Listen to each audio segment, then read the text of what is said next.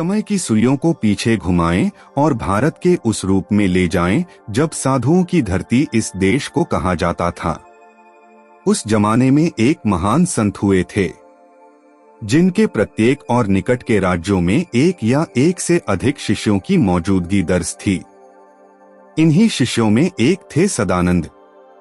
सदानंद उस साधु के ज्ञान से काफी प्रभावित था एवं साधु भी सदानंद को अपना चहेता छात्र मानते थे। सदानंद ने एक युवा की उम्र तो धारण कर ली थी, परंतु उसका हृदय फिलहाल अभी एक छोटे बच्चे के मुताबिक ही था, अर्थात सदानंद भोले व्यक्ति के समानार्थी थे। साधु ने सदानंद से कई बार याचना करते हुए कहा कि सदानंद, तुम भी मेरी कुटिया में पधारो, वहां मौजूद हर भक्त को सही राह दिखाने का प्रयत्न करो। परंतु सदानंद हर वक्त टाल देता। कारण यह था कि सदानंद अपने परिवार से काफी स्नेह करता था। वह मानता था कि उसके जाने के पश्चात उसके बालकों का एवं उसकी अर्धांगिनी का ख्याल कौन रखेगा। इस पर साधु समझाते हुए कहते हैं कि तुम नकारात्मक विचारों से भरे हुए हो, यह मात्र तुम्हारा वहम है, तुम्हारा परिवार सकुशल रहेगा। अगले दिवस जब सदानंद कुटिल पहुंचा और सत्संग में शामिल हुआ तो फिर साधु ने सदानंद को फिर से प्रस्ताव दिया कि वह हमेशा के लिए यहाँ आ जाए एवं ईश्वर को प्राप्त करने हेतु उनकी भक्ति में स्वयं को लीन कर दे। सदानंद अब साधु की इच्छा पूर्ण करने के लिए मान गए। अब उन्हें इस बात की चिंता सता रही थी कि वे अपने परिवार को कैसे बताएंगे कि अब वह सन्यासी जीवन व्यतीत करने की इच्छा रखते हैं। इस पर साधु ने उनको एक युक्ति सुझाई, जिसके तहत साधु ने सदानंद को सांस रोकने की कला में निपुण किया। सदानंद हर दिन प्रातः उठकर अपने समस्त परिवार के सदस्यों के साथ नदी में स्नान करने जाता था। ऐसे ही एक दिन जब वह अपने परिवार के साथ स्नान करने गया तो सदानंद ने अपनी सांस रोकने वाली कला से जल में सांस रोक लिया, जिससे उनके परिवार वालों को लगा कि सदानंद नदी में विलीन हो गए। सदानंद के परिवार वालों ने उसे कई घंटों तक खोजने का प्रयास किया, तब जाकर वह इस निर्णय पर यकीन करें। जब पूरा परिवार थककर घर की ओर अपना उदास सा मुख लेकर पहुंच रहे होते हैं, तब रास्ते में साधु के कई शिष्यों से परिवार की भेंट होती है। जब उन सभी को यह मालूम होता है कि सदानंद इस पृथ्वी को छोड़ चुका है, तो सभी ने मिलकर यह निर्णय किया कि सदानंद के परिवार वालों का खर्चा वह उठाएंगे। दूसरी ओर सदानंद नदी से बाहर आकर अब साधु के आश्रम पहुंच जाता है। अब उसका जीवन ईश्वर के भक्ति को समर्पित कर देता है। एक दिन सदानंद की पत्नी उस साधु के आश्रम पहुंचकर उनका आशीर्वाद प्राप्त करने के लिए पहुंचती है, जिसका ज्ञात जैसे ही सदानंद को होता है, वह कुटिल में ही कहीं छिप जाता है ताकि वह अपनी पत्नी की बातें भी सुन सके एवं अपनी पत्नी के नजर भी न आए। साधु ने कहा, पुत्री, हमें यह जानकर बेहद दुख हुआ। अपने प्रिय शिष्य की मृत्यु की खबर सुनी तो नैनों से जल बहने लगे। तुम्हारी हालात अब कैसी है? सदानंद की पत्नी ने कहा, प्रणाम गुरु जी, इनकी पूर्ति कोई मनुष्य नहीं कर सकता है गैरुवर, परंतु मेरा जीवन अब अच्छी स्थिति पर आ गया है। यह स्थिति पूर्व से भी बेहतर है। यह वाक्य जैसे ही साधु के कानों में घुसे वह मुस्कुरा पड़े, जैसे उन्हें इस बारे में पहले से ही मालूम हो। सदानंद की पत्नी अब साधु के आगे अपने शीश झुकाते हुए आशीर्वाद प्राप्त करती है और वहां से प्रस्थान करती है। अपने पत्नी को जाते देखने के बाद सदानंद खुद को साधु के सामने लाता है। साधु ने कहा, अब तो तुम्हें यकीन हो गया न कि वह तुम्हारे बिना खुश हैं? सदानंद, नहीं, मुझे अभी भी यकीन नहीं, उन्हें मेरी जरूरत अभी भी है।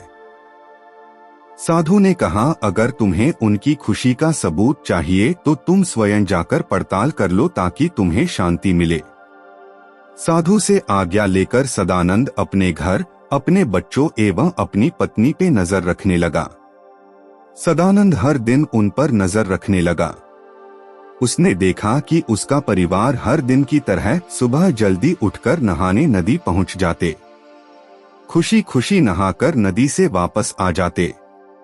बच्चे गुरुकुल में शिक्षा ग्रहण करने जाते। पत्नी भी अब आत्मनिर्भर हो चुकी थी। वह अपने घर में से कुछ पैसों से कभी फल तो कभी सब्जियां खरीदती और उसे अपने कस्बे में बेच आती। सदानंद की औरत अब कस्बे में एक उच्चस्तरीय व्यापारी महिला के रूप में खुद को साबित कर रही थी। वह बेहद खुश थी। सदानंद यह दृश्य देख बेहद क्रोधित हुआ। उसे यह मानने में हिचक हो रही थी कि एक महिला अपने बुद्धि से घर चला सकती है। सदानंद को अपनी बीवी की खुशी हजम नहीं हो रही थी। सदानंद उसी क्षण अपने गुरु के पास गया और उससे अपनी मुश्किलों का हल निकालने के लिए कहा। साधु ने सदानंद के विचारों का विरोध किया। सहजता से साधु ने सदानंद को स्वयं फैसला लेने को कहा। सदानंद ने पूरे कस्बे में यह अफवाह फैला दी कि जो भी सदानंद की बीवी के हाथ से फल या सब्जी लेगा उसकी मृत्यु हो जाएगी। यह ऐलान होते ही उसकी इच्छा पूर्ण हो गई। सभी कस्बा वासियों ने उससे फल सब्जी लेना बंद कर दिया। 2 से 3 दिन किसी शख्स ने भी उससे फल सब्जी नहीं ली। सदानंद फिर से नजर रखने के लिए अपने घर पहुंचा तो हैरान था। वहां अभी भी सब प्रसन्न थे। बच्चे खेलने कूदने में व्यस्त रहते और बीवी भी कुछ न बिकने के बावजूद वह खुश थी। सदानंद ने फैसला किया कि अब वह घर लौट जाएगा। उसने अपने बच्चों के देर रात सोने का इंतजार किया। जैसे ही वह सोते हैं, सदानंद घर के दरवाजे को खटखट करता है। सदानंद की बीवी यह ध्वनि सुनकर घबरा जाती है। वह धीमी आवाज में पूछती है, कौन है?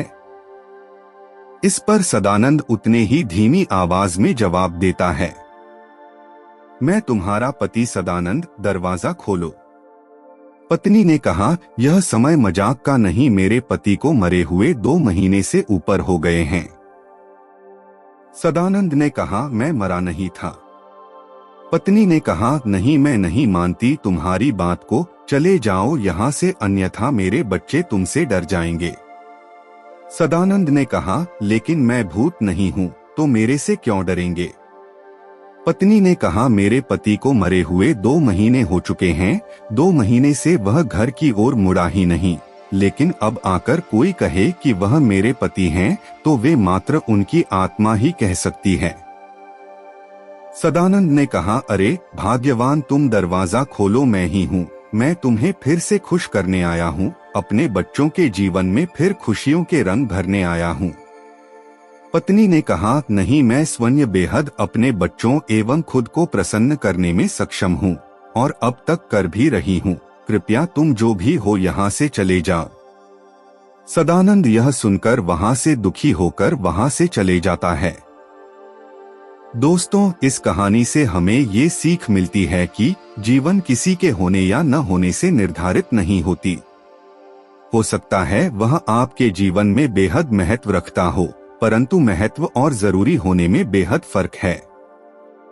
जैसे इस मोरल स्टोरीज इन हिंदी में सदानंद को लगता था कि उसके बिना उसका परिवार खुश नहीं रह पाएगा, परंतु हुआ इससे विपरीत। सदानंद की पत्नी ने अपने हाथ में जिम्मा लिया एवं अपने बच्चों को वह सभी खुशियां प्रदान करी। अगर आपको यह मोरल स्टोरीज इन हिंदी पसंद आई तो हमें नीचे कमेंट करें और हमसे संपर्क में रहे। हम ऐसे ही हिंदी कहानी से आपको रूबरू करवाते रहेंगे, जिसमें सीख का नया रूप आपको मिलेगा। अगर आपके पास भी कोई कहानी है और आप हमसे साझा करना चाहते हैं तो कृपया हमें भेजें। हम स्वयं आपसे संपर्क करेंगे।